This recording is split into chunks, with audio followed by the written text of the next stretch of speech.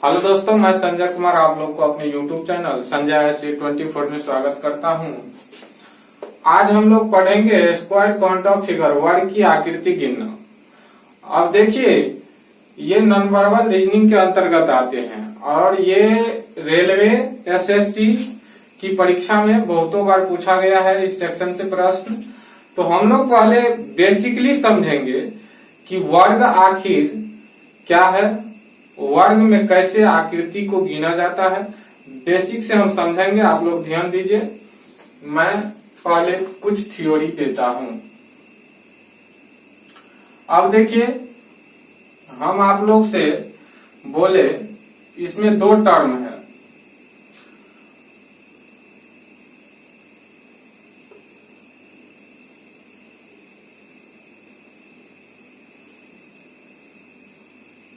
इसे हम दो प्रकार से बना सकते हैं।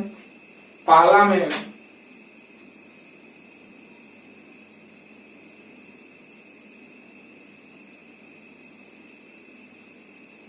जब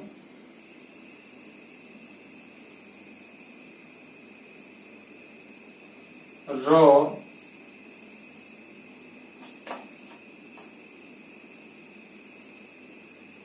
इज इक्वल टू कॉलम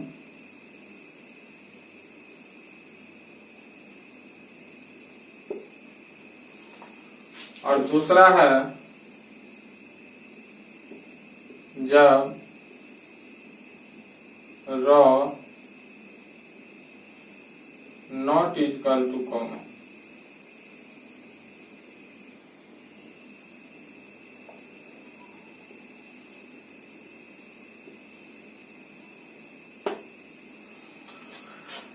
इसे समझिए, जब रो और कॉलम आपस में बराबर हो उस स्थिति में हम क्या करेंगे। जब रो और कॉलम आपस में बराबर न हो उस स्थिति में हम क्या करेंगे। तो पहले अब बहुत विद्यार्थी इस बात को समझने में कंफ्यूज हो जाते हैं कि रो किसे कहते हैं और कॉलम किसे कहते हैं। तो हम इसे बहुत ही सरल भाषा में बतलाते हैं कि कोई भी रेखा जब लंबवत रूप से विभाजित हो, कोई भी रेखा जब लंबवत रूप से विभाजित हो उसे हम लोग क्या कहेंगे। कोई भी रेखा जब लंबवत रूप से विभाजित हो तो उसे हम लोग कहेंगे कॉलम, उसे हम लोग कहेंगे कॉलम। और जब कोई भी रेखा क्षैतिज रूप से विभाजित हो उसे हम लोग कहेंगे पंक्ति। कोई भी रेखा जो लंबवत रूप से विभाजित हो उसे कॉलम कहेंगे और कोई भी रेखा जो क्षैतिज रूप से विभाजित हो उसे हम लोग क्या कहेंगे, तो रौ कहेंगे। रौ का हिंदी होता है पंक्ति, कॉलम का होता है स्तंभ। तो इस बात को ज्यादा हम नहीं बताएंगे। अब यहाँ से हम लोग आगे बढ़ जाते हैं, देखते रहिए। अब इसके बाद जो है एक डायग्राम में भी हम आप लोग को बता देते हैं, उसके बाद क्वेश्चन पे चले जाएंगे। चलिए, मान के चलिए एक वर्ग है, इसे हम एक बार देखिए लंबवत रूप में विभाजित किए हैं और एक बार इसे हम क्षैतिज रूप में विभाजित किए हैं। तो अब कंफ्यूज मत होना कि हम लोग रो किसे कहेंगे और कॉलम किसे कहेंगे। तो जो लंबवत भाग में विभाजित हो उसे हम बोले हैं कॉलम कहेंगे। तो ऊपर वाला जो ये भाग है इसे हम कॉलम कहेंगे और जो क्षैतिज रूप में विभाजित है उसे हम लोग रो कहेंगे। तो ये जो भाग है इसे हम लोग रो कहेंगे। तो कॉलम को हम C से सूचित कर लेते हैं। तो इसे देखिए, एक कॉलम ये बन गया, एक ये बन गया, तो इसे C1 मान लेंगे और इसे C2 मान लेंगे। इसी तरह इधर से देखिए, रो को हम लोग R1 से सूचित कर लेते हैं। तो एक तो ये हो गया, तो इसे R1, एक ये भी है तो इसे हम R2 मान लेते हैं। तो अब हम जो सवाल बनाने जाएंगे तो आप लोग कभी कंफ्यूज मत होइएगा कि रो किसे कहेंगे, कॉलम किसे कहेंगे। इतना हम आप लोगों को समझा दिए हैं। चलिए अब आगे हम लोग कुछ प्रश्न को बताते हैं। पहला टाइप अब हम बतलाने जा रहे हैं और बहुत ही बेसिक बात है ही। अगर ये आपको समझ नहीं है तो इसी को आप कंफ्यूज में हमेशा डाल करके और प्रश्न को बनाने से मन को थोड़ा विचलित कर लेते हैं। तो ऐसे कभी भी आपसे पूर्णतः समझकर क्वेश्चन पर जब तक आप ध्यान नहीं देंगे तब तक आपसे नहीं बन पाएगा। तो चलिए साथियों, टाइप हम 1 ले लेते हैं। टाइप 1,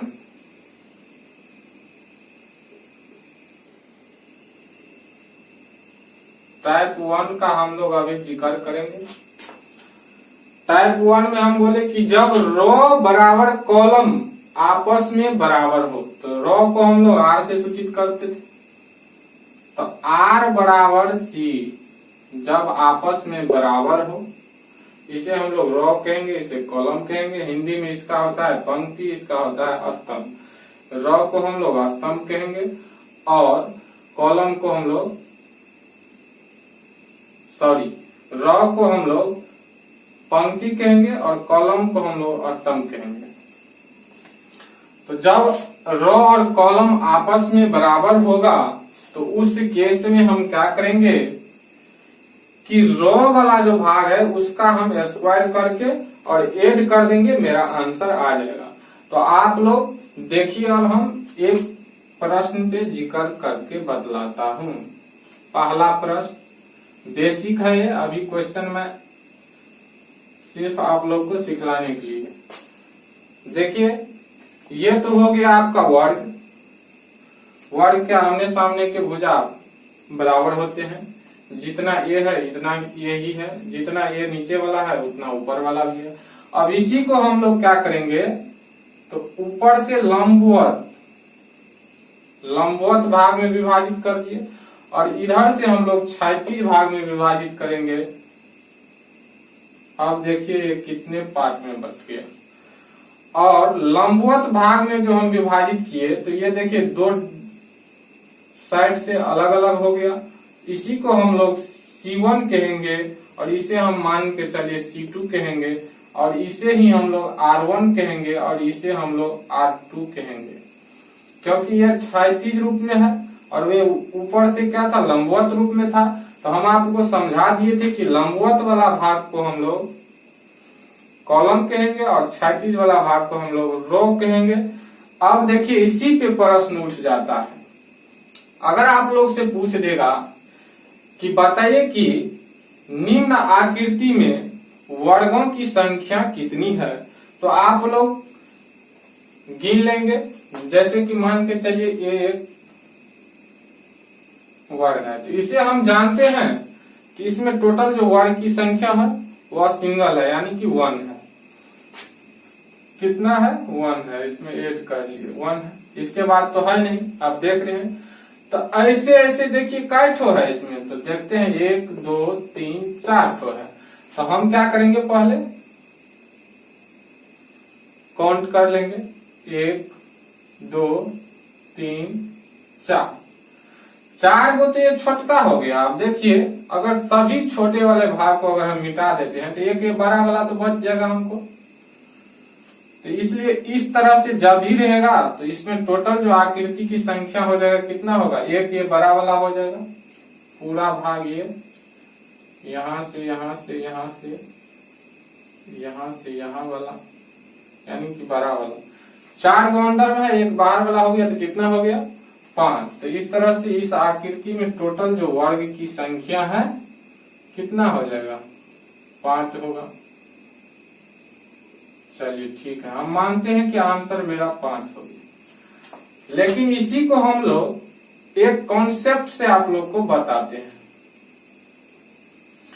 अब देखिए ये जो हम लोग काउंट किए हैं, तो इसमें तो हम चलिए कि बिना कॉन्सेप्ट का गिन लिए डायरेक्ट, 1 2 3 4 है और एक ये बड़ा वाला है तो 5 है। अब देखिए इसी आकृति को हमने रो और कॉलम पे सेट करके आप लोग को बताते हैं।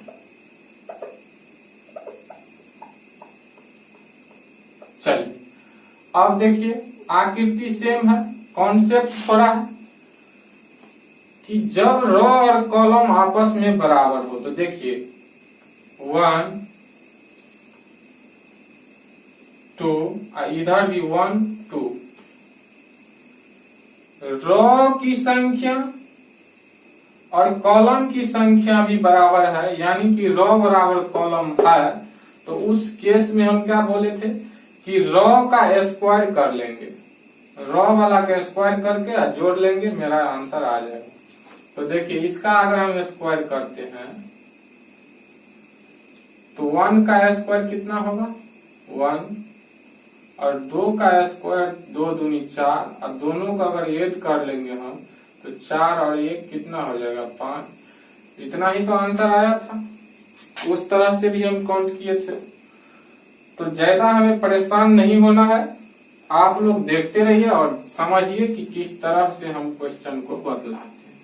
चलिए ये तो पहला हो गया। जब रो बराबर कॉलम नहीं होगा, जब रो बराबर कॉलम नहीं होगा तो उस स्थिति में हम क्या करेंगे,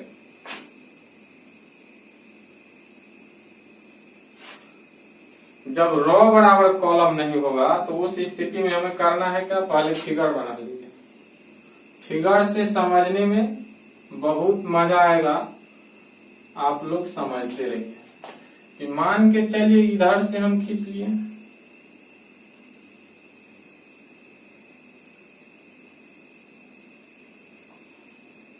अब देखिए ऊपर से जो है कॉलम कितना है 1 2 3, और इधर से देखिए क्षैतिज भाग में हम सिर्फ एक बार विभाजित किए हैं, तो मेरा जो है कितना बन जाएगा 1 और 2, यानी कि रो बराबर कॉलम है, तो हम लोग कहेंगे कि नहीं है, क्योंकि इधर से देखिए 1 2 3 हो गया, इधर से 1 और 2 ये घर आता है। तो रो बराबर कॉलम नहीं होगा, उस स्थिति में हम कैसे बनेंगे, तो आप लोग देखिए इसमें एक कॉन्सेप्ट है, पहले काउंट कर लीजिए 1 2, 1 से ही स्टार्ट होगा, ये दोनों में कॉमन आके गिनाता है, तो 1 इधर तो 2 3। अब देखिए इसमें हमें किस प्रकार से सीखना है। जब रो बराबर कॉलम नहीं होगा तो उस स्थिति में हम क्या करेंगे कि इधर से रो वाला भाग और उधर से कॉलम वाला भाग दोनों को आपस में क्या करेंगे, गुना कर देंगे। तो 2 और गुना 3 बराबर कितना हो जाएगा 3 दूनी 6। अब देखिए इधर से भी एक कम कर लेंगे और उधर से भी एक कम कर लेंगे, तो उधर से एक कम करके कितना आ गया 2, इधर से एक कम करेंगे तो कितना आ जाएगा 1, तो इधर ठीक है 1 और उधर से 2 आ गया। अब मेरा देखिए डिजिट भी खत्म हो गया, मेरा डिजिट भी खत्म हो गया, तो 1 गुना 2 कितना हो गया 2, और दोनों को हम ऐड कर लेंगे कितना होगा 6 और 2 8। तो इस आकृति में जो टोटल वर्गों की संख्या है वह 8 है। चलिए दोस्तों अब हम आप लोग को थोड़ा बड़ा क्वेश्चन पे ले जाते हैं। ये था कॉन्सेप्ट बेसिक। अब हम क्या करेंगे, इसे मिटा लेते हैं और क्वेश्चन कराते हैं। देखिए टाइप 1 का क्वेश्चन हम पहले करेंगे। टाइप 1 में क्वेश्चन देखिए, मान के चलिए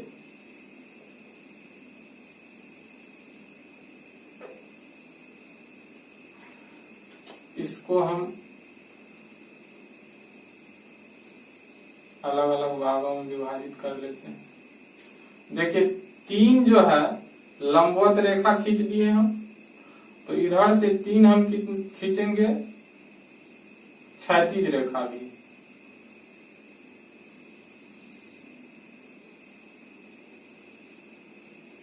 अब देखिए रो बराबर कॉलम हमको सेटिस्फाइड हो रहा है, 1 2 3 4, 4 गो कॉलम हो गया, तो 4 गो रो भी होगा, 1 2 3 4, 4 गो रो 4 गो कॉलम बराबर है। तो हम उसी स्थिति में आपको बोले थे कि रो वाला का सिर्फ स्क्वायर कर लेना है, तो पहले नंबर को सेट कर लीजिए।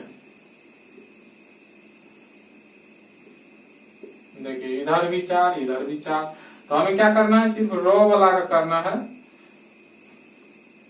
तो इस इसे हम रो मान लिए हैं, इधर से बोले थे हम आपको, इधर से जो होगा कॉलम होगा। बात तो बराबर है, किसी का भी आप कर सकते हैं, लेकिन हम रो को लेकर चलते हैं, आपको जो मन होगा वो ले लें। तो हम क्या करेंगे, इसका स्क्वायर कर देंगे, इसका स्क्वायर कर देंगे, इसका भी स्क्वायर और इसका भी स्क्वायर। तो 1 का स्क्वायर हमें हो जाएगा 1। इसी तरह 2 का स्क्वायर हमें हो जाएगा 2 दूनी 4। इसी तरह 3 का स्क्वायर हो जाएगा हमें 3 तिया 9। इसी तरह 4 का स्क्वायर 4 चौका 16, और सभी को हम क्या करेंगे, ऐड कर लेंगे। तो 16 और 9 कितना हो गया, 25, 4 29 और 1 30। तो इस तरह इस आकृति में टोटल जो वर्ग की संख्या है वह कितना है, 30, यानी कि 30 वर्ग है इस आकृति में। तो मेरा आंसर हो जाएगा 30। चलिए दोस्तों, अब हम इससे आगे प्रश्न और बतलाते हैं आप लोग को। अब देखिए बहुत मजा आएगा इसमें, बहुत आसान है। अब मान के चलिए कि एक हम वर्ग थोड़ा बड़ा सा बना लेते हैं।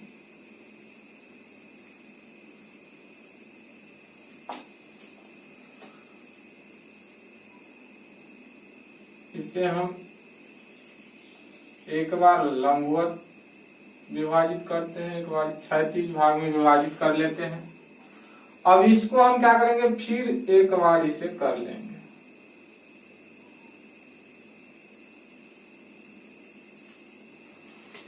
अब बताइए कि इस आकृति में अगर हमें पूछ देगा कि कितना आकृति है वो बताना है, तो हम आप लोग को अभी बेसिक सिखलाए थे कि जब सिंगल था तो इसको अभी हम भूल जाते हैं अंदर वाला को, तो 1 2 3 4 एक काउंट करके बड़ा वाला हो जाता है, तो 5 वो होता है।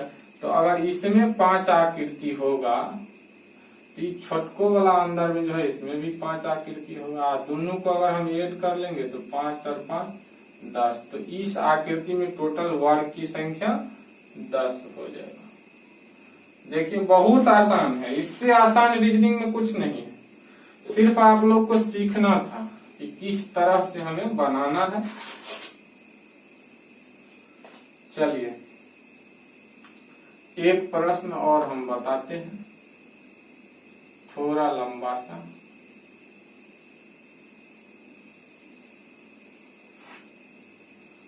एक बार लंबवत विभाजित कर दिए, एक बार क्षैतिज विभाजित कर दिए, फिर हमें एक वर्ग बना लेना है। अब देखिए ऑटोमेटिक बन रहा है सेम कंडीशन से।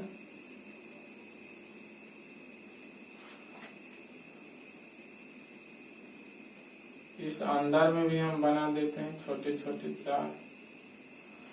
आप देखिए कंडीशन सेम है। इसे अभी अंदर वाला को भूल जाते हैं तो हम जानते हैं कि 1 2 3 4, एक बड़ा वाला होता है तो 5, तो यहाँ हो जाएगा 5। तो इस अंदर वाला में भी वही 5 और इस अंदर वाला में भी वही 5, और ये छोटका छोटका कैठो है 1 2 3 4, तो 4 और एक्स्ट्रा हो गया। सभी को हम ऐड कर देंगे तो कितना, 5 5 10 5 15 4 19। इस तरह इस आकृति में टोटल वर्गों की संख्या 19 है। देखिए दोस्तों, अब हम इसी प्रश्न को एक बार और जोड़ के बता देते हैं कि मान के चलिए